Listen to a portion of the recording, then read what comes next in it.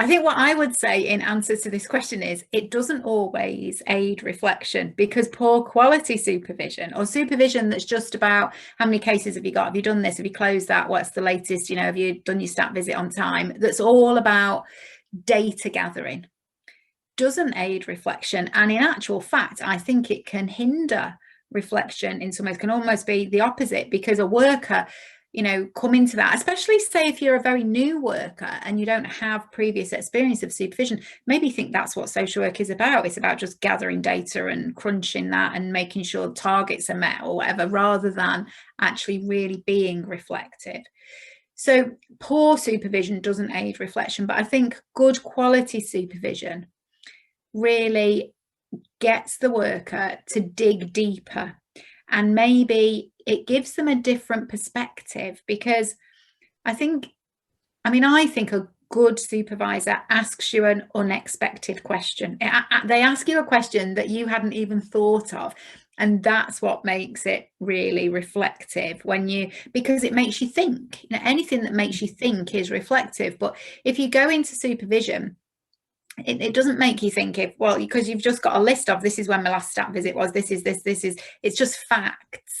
Anything that makes you think really enhances your reflection. I think, though, it's much like, as we've said throughout this, it's much like social work. If you're a social worker asking a family just, for information-based questions, all you're going to get is information-based stuff coming back. And then it makes evaluation of information much more difficult.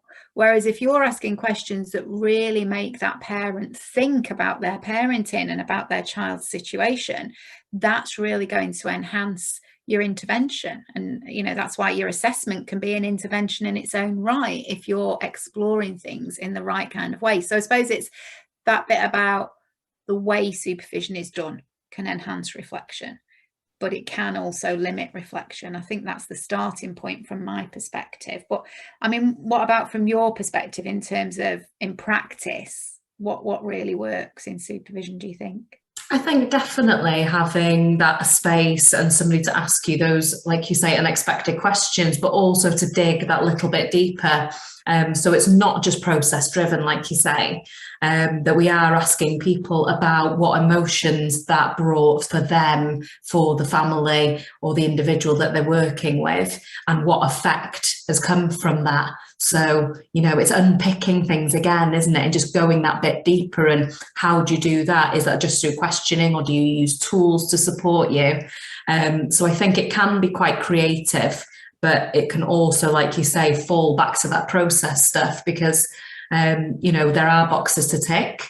And we need to make sure we do that bit, but we also need to make sure that we're offering that kind of space for people to reflect and really think about their actions and feelings and emotions and everything that's interlinked to that, really.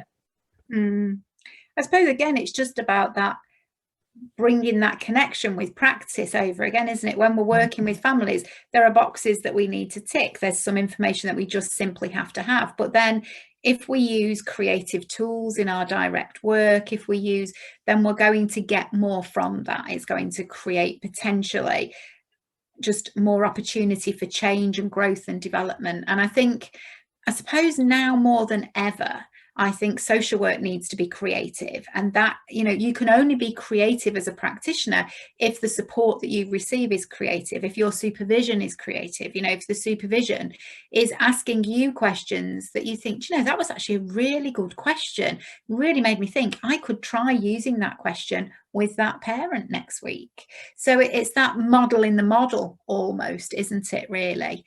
And I think that's why, that's how you bring good supervision skills and good social work skills together. And it's that bringing of those together that creates a harmony that I think provides reflective space within supervision. So I think that is really important.